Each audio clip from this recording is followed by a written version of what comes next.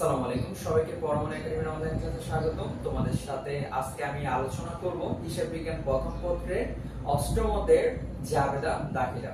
এই জাবেদা দাখিলা থেকে তোমাদের পরীক্ষাতে 4 নম্বরের প্রশ্ন আসবে।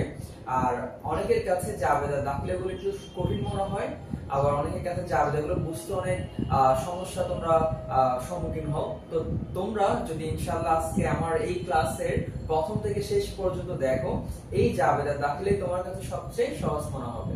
আমরা এই অধ্যায় থেকে যখন জাবেদা করতে যাব তখন আমাদের সর্বোচ্চ 3 থেকে 4টা জাবেদা দেখাতে হবে। কেমন?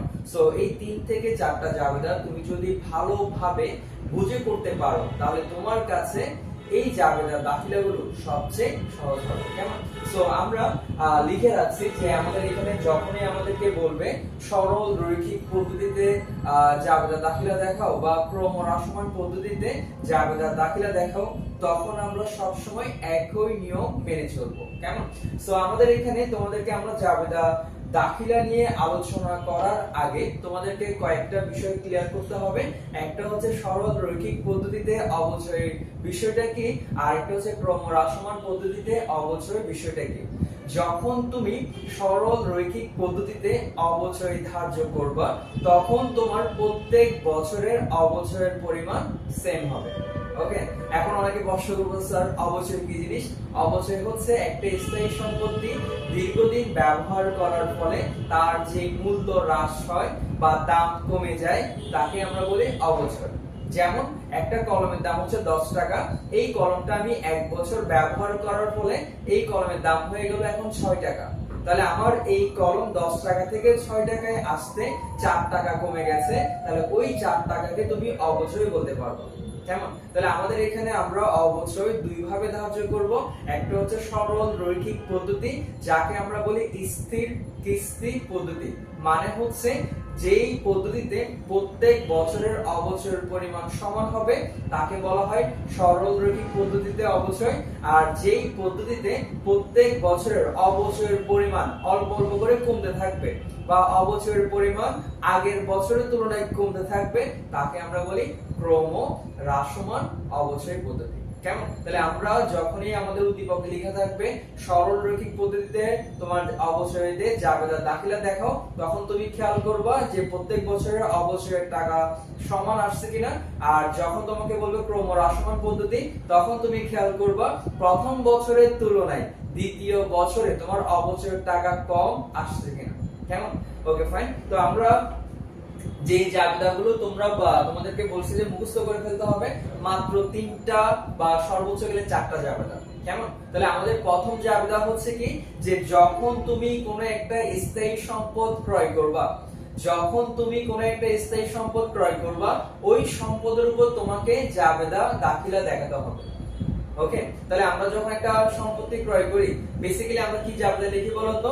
যখন তুমি সম্পত্তি ক্রয় করবা সম্পত্তি তোমার কাছে আসবে, দ্যাট মিন্স এটা হচ্ছে ডেবিট, আর তোমার কাছে নগদ টাকা বা ব্যাংক টাকা চলে যাবে, এটার অর্থ হচ্ছে কি বলতো স্যার? ক্রেডিট। তাহলে আমরা সম্পত্তি ক্রয় করলে সাধারণভাবে যে জাবেদা দাখিলাগুলো অন্তর্ভুক্ত করি সেভাবে লিখবো। কেমন? তাহলে আমাদের প্রথম যে জাবেদা আমি লিখে রাখছি, প্রথম যে জাবেদা সেটা তোমাকে সম্পদের উপর দেখাতে হবে। এখন সম্পদ বলতে কি বুঝি? যেমন ধরো তোমার ভূমি, তোমার দালান কোঠা, তোমার আসবাবপত্র, অফিস সরঞ্জাম, এগুলোকে আমরা সম্পদ বলি। তাহলে এই সম্পদ যখন তুমি ক্রয় করবা দীর্ঘদিন ব্যবহারের জন্য তখন তোমার হিসাবের বইতে জাবেদা দাখিলা করতে হয়। আর এই জাবেদা দাখিলার ক্ষেত্রে তোমার জাবেদাটা কি হবে? সম্পদ হিসাব ডেবিট। এখানে সম্পদের জায়গায় তুমি আসবাবপত্র লিখবা, তুমি ভূমি লিখবা, তুমি জমি লিখবা, তুমি দালান কোঠা লিখবা ইত্যাদি। কেমন? তাহলে আমাদের এখানে আসবে কি সম্পদ হিসাব হচ্ছে ডেবিট, আর এই সম্পদটা অর্জন করতে হলে তোমাকে আরেকটা সম্পদ হ্রাস করতে হবে। তাহলে আরেকটা সম্পদ যখন হ্রাস করব তখন সেটা হচ্ছে নগদ অথবা ব্যাংক জমা। কেমন? তাহলে নগদ অথবা ব্যাংক হিসাব কি আসবে বলতো? ক্রেডিট। খুব ইজি।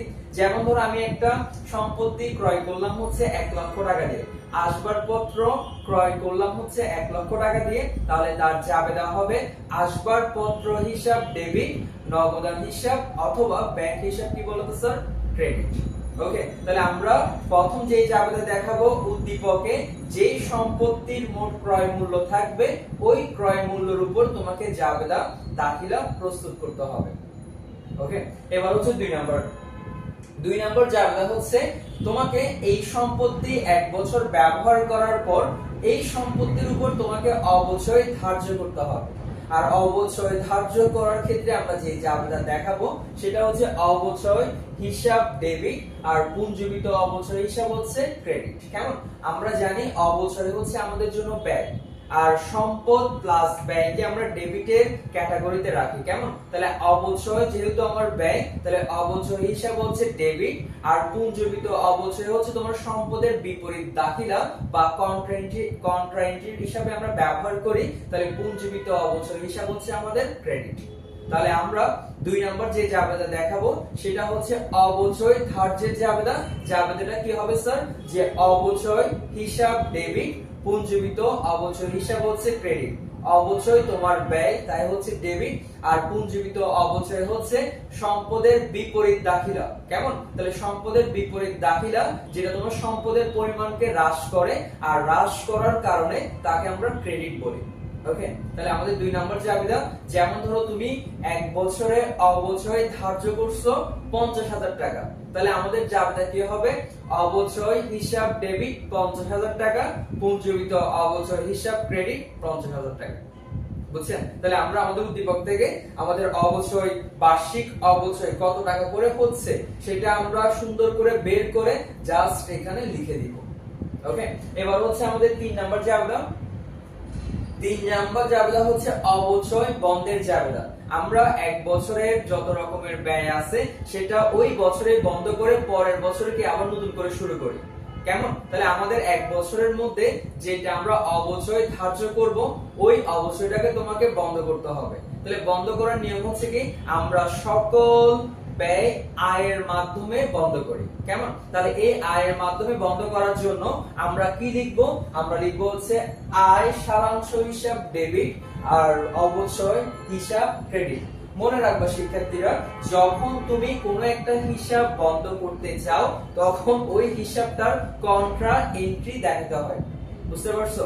মানে কি স্যার, আমি যখনই বলবো যে আমি একটা হিসাব বন্ধ করব, ওই হিসাবের স্বাভাবিক যে জাবেদাটা থাকে ওই জাবেদার বিপরীত এন্ট্রিটা তোমাকে লিখতে হবে।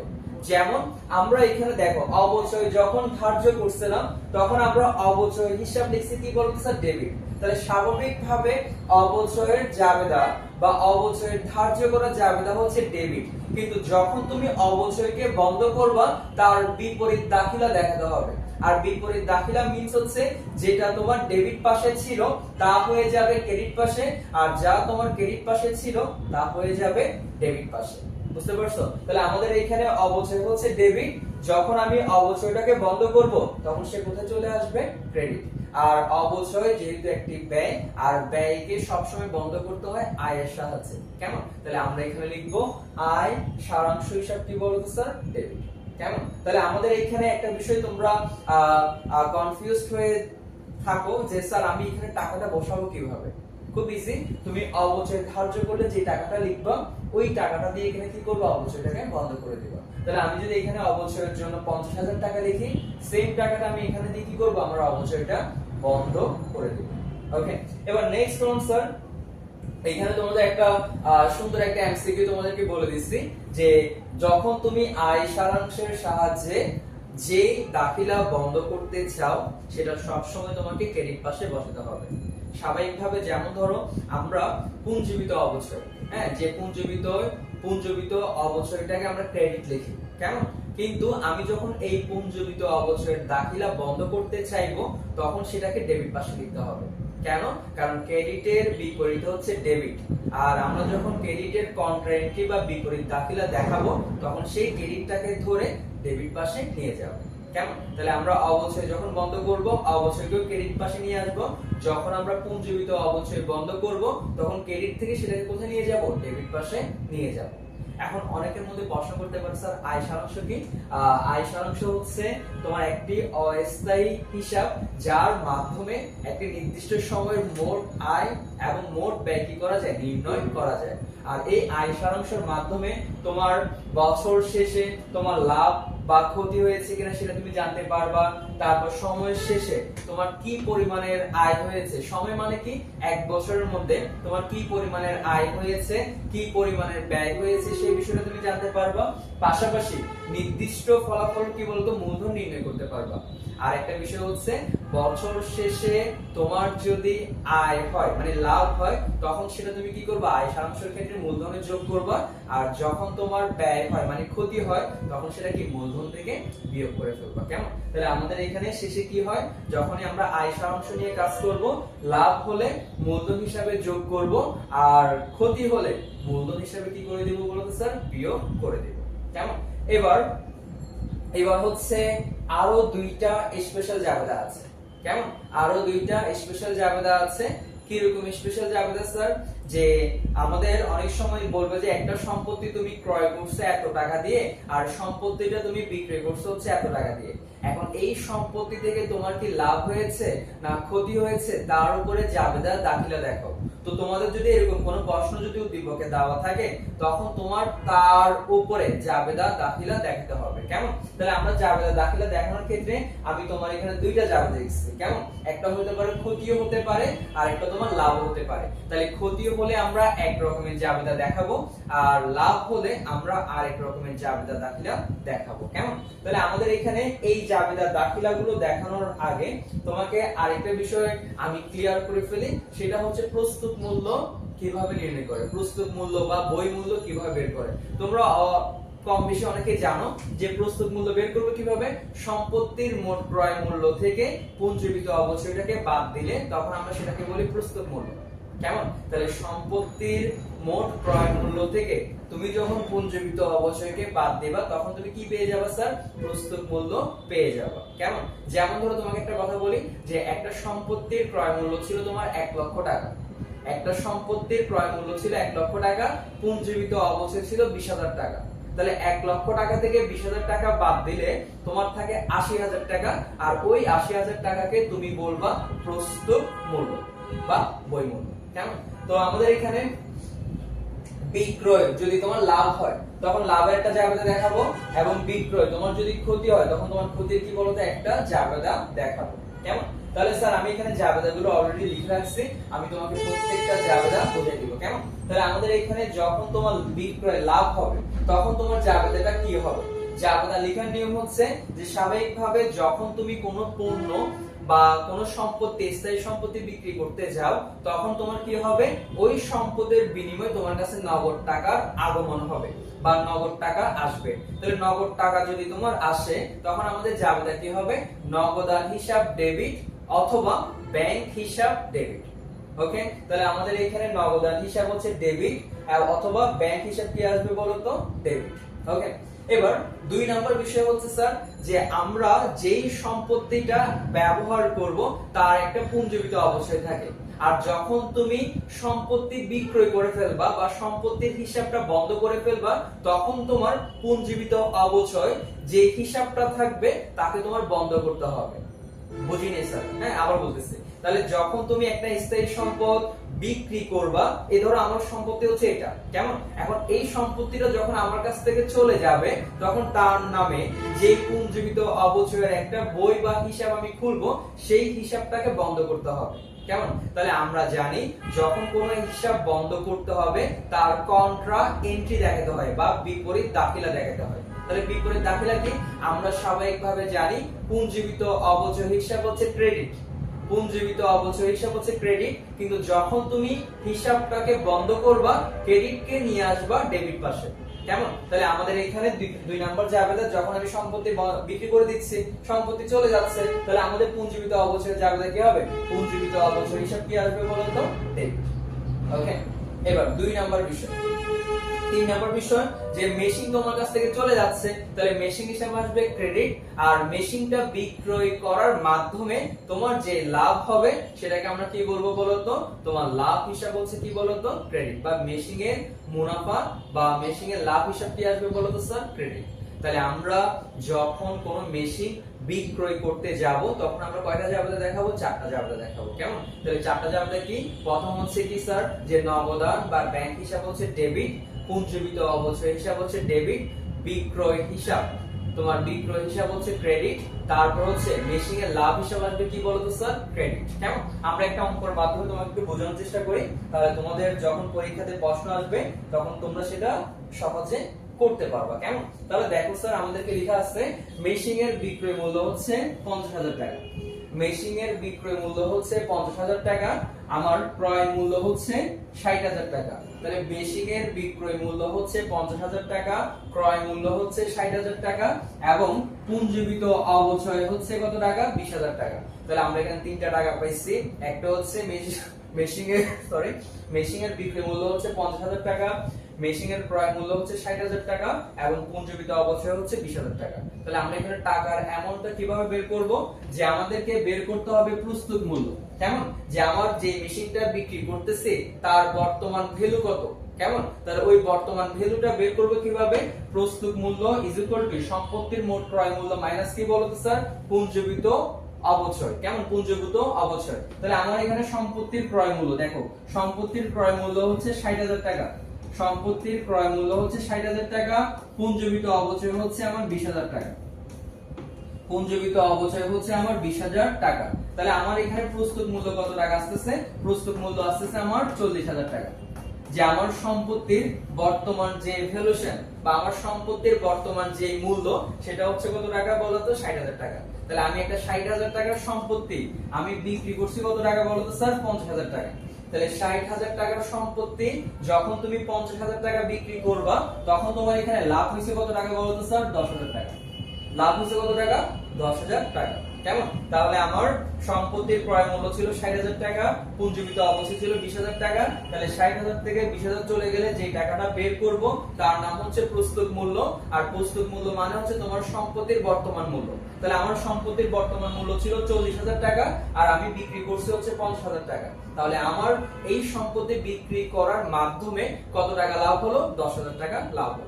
কেমন? তাহলে আমরা এখন জাবেদাটা দেখাবো। তাহলে জাবেদা দেখানোর ক্ষেত্রে প্রথমে লিখবো হচ্ছে নগদান বা ব্যাংক হিসাব। প্রথমে লিখবো হচ্ছে নগদান অথবা কি বলতো স্যার, ব্যাংক হিসাব।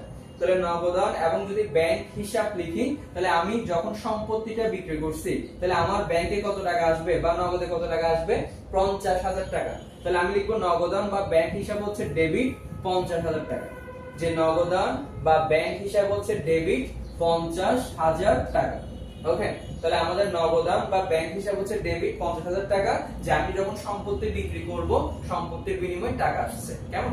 দুই নাম্বার হচ্ছে কি পুঞ্জীবিত অবচয়। তাহলে পুঞ্জীবিত অবচয় আমাকে এখানে কত টাকা দেওয়া আছে বলতো স্যার, 20,000 টাকা। কেমন? তাহলে আমি এখানে লিখব পুঞ্জীবিত অবচয় হিসাব হচ্ছে কত টাকা, 20,000 টাকা। পুঞ্জীবিত অবচয় হিসাব হচ্ছে কত টাকা, 20,000 টাকা। এবার লিখবো হচ্ছে মেশিন হিসাব। দেখো স্যার, আমি মেশিনটা ক্রয় করছি কত টাকা দিয়ে বলতো স্যার, মেশিনটা ক্রয় করছি হচ্ছে 60,000 টাকা দিয়ে। কেমন? তাহলে আমাদের উদ্দীপকে মেশিন এর মোট যে ক্রয় মূল্য দেওয়া থাকবে সেটাই লিখবো। তাহলে আমি এখানে মেশিনটা ক্রয় করছি কত টাকা দিয়ে, 60,000 টাকা দিয়ে। তাহলে আমি এখানে লিখবো 60,000 টাকা। এবার লাস্ট ওয়ান, যে আমি যখন মেশিনটা বিক্রি করছি তখন আমি লাভ করছি কত টাকা বলতো স্যার, 10,000 টাকা। কেমন? তাহলে আমাদের এখানে মেশিন এর লাভ হিসাব কত টাকা লিখবো বলতো, 10,000 টাকা। তাহলে স্যার দেখো, এই দুইটা ডেবিট তুমি যদি যোগ করো তাহলে তোমার হয়ে যাচ্ছে 70,000 টাকা। আবার এই দুইটা ক্রেডিট তুমি যদি যোগ করো তখন তোমার হয়ে যাচ্ছে 70,000 টাকা। তাহলে আমাদের ডেবিট এবং ক্রেডিট উভয় পাশে করতে পারছি, আমরা সমান করতে পারছি। কেমন? তাহলে আমাদের যখনই কোনো একটা সম্পত্তি বিক্রি করতে যাব, লাভে যদি বিক্রি করি আমাকে এই চারটা জাবেদা তোমাকে বুঝে বুঝে লিখতে হবে। ওকে, এবার নেক্সট ওয়ান। নেক্সট ওয়ান হচ্ছে তোমার সম্পত্তি কি যখন তুমি বিক্রয় করতে যাবে বা তোমার ক্ষতি হয়ে গেছে, তাহলে বিক্রয় করতে যাই যখন তোমার ক্ষতি হবে তখনও তোমাকে জাবেদা দাখিলা দেখাতে হবে। তাহলে আমরা যখন ক্ষতি হবে তখন আমরা চারটা জাবেদা দেখাবো। আর এই চারটা জাবেদার মধ্যে প্রথমে যখন তুমি সম্পত্তি বিক্রি করবা তখন জাবেদা হবে নগদান বা ব্যাংক হিসাব হচ্ছে ডেবিট। দুই নাম্বার জাবেদা হবে তোমার পুঞ্জীবিত অবচয় হিসাব ডেবিট। কেন বলছি, একটু আগে বললাম যে যখন তুমি কোনো সম্পত্তি বিক্রি করে ফেলো তার পুঞ্জীবিত যে অবচয় থাকে সেটা বন্ধ করতে হয়। আর পুঞ্জীবিত অবচয় স্বাভাবিকভাবে হয় ক্রেডিট, কিন্তু যখন তুমি বন্ধ করবে তখন সেটা হয়ে যাবে ডেবিট। তারপর স্যার তোমার যখন সম্পত্তি বিক্রি করতে যাবা, তোমার যদি ক্ষতি হয় তাহলে ক্ষতি হচ্ছে তোমার জন্য ব্যয়, তাহলে ক্ষতি হিসাব কি আসবে বলতো? ডেবিট। আর লাস্টে যে সম্পত্তি তোমার কাছ থেকে চলে যাবে তার হিসাব কি আসবে বলতো স্যার? ক্রেডিট। যেমন ধরো আমার কাছ থেকে একটা মেশিন চলে গেল, তাহলে মেশিন হিসাব কি আসবে বলতো? ক্রেডিট। আমি তোমাদেরকে একটা অঙ্কের মাধ্যমে বুঝিয়ে দিচ্ছি। যেমন ধরো আমার একটা মেশিনের বিক্রি মূল্য হচ্ছে 30,000 টাকা। আমার মেশিনের বিক্রি মূল্য হচ্ছে 30,000 টাকা, ক্রয় মূল্য হচ্ছে 60,000 টাকা এবং পুঞ্জীবিত অবচয় হচ্ছে কত টাকা বলতো? 20,000 টাকা। তাহলে আমরা সর্বপ্রথম বের করব হচ্ছে প্রস্তুত মূল্য। যে আমাদের যে প্রস্তুত মূল্য বের করব, প্রস্তুত মূল্য বের করার নিয়ম হচ্ছে কি, যে আমাদের সম্পত্তির ক্রয় মূল্য, তাহলে সম্পত্তির ক্রয় করছি কত টাকা? 60,000 টাকা। সম্পত্তি ক্রয় করছি হচ্ছে 60,000 টাকা, তারপর তার থেকে বাদ দিব হচ্ছে পুঞ্জীবিত অবচয়, তাহলে পুঞ্জীবিত অবচয় হচ্ছে 20,000 টাকা। তাহলে আমাদের 60,000 থেকে 20,000 যদি চলে যায়, তাহলে আমাদের সম্পত্তির বর্তমান যে মূল্যটা হচ্ছে তা হচ্ছে 40,000 টাকা। সম্পত্তির বর্তমান যে মূল্যটা হচ্ছে তা হচ্ছে 40,000 টাকা। কিন্তু স্যার খেয়াল করো, তোমার 40,000 টাকা দামের সম্পত্তি তুমি কত টাকা দিয়ে বিক্রি করছো বলো তো? 30,000 টাকা দিয়ে বিক্রি করছো। তাহলে 30,000 টাকা দিয়ে যখন তুমি বিক্রি করবা তখন তোমার লস হয়ে গেল না? যে আমার সম্পত্তির ভ্যালু হলো 40,000 টাকা, কিন্তু আমি সেটাকে বিক্রি করতেছি 30,000 টাকা, তাহলে আমার লস হলো কত টাকা বলো তো? 10,000 টাকা। কেমন?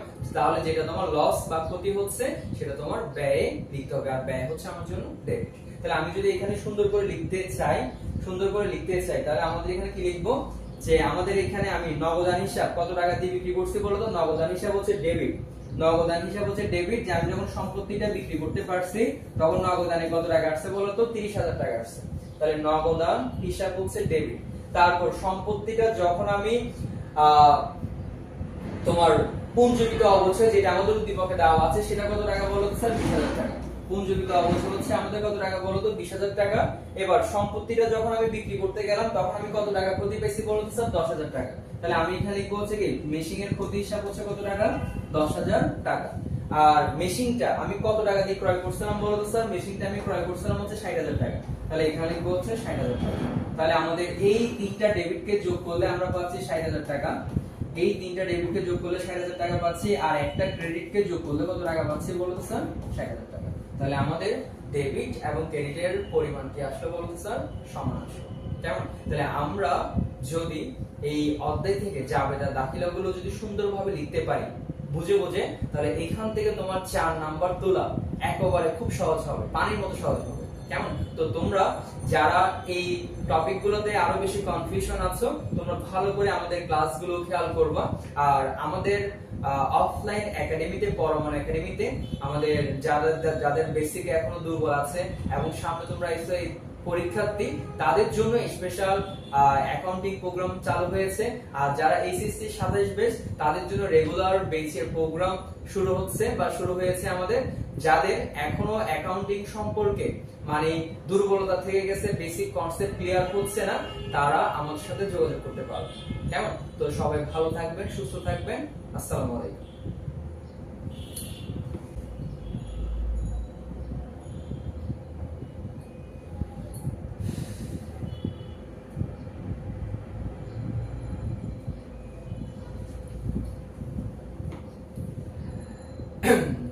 তোমার কাছে কি সরলরৈখিক বা ক্রমহ্রাসমান জাবেদা সবচেয়ে কঠিন মনে হয়? তাহলে আজকের ভিডিও তোমার জন্য।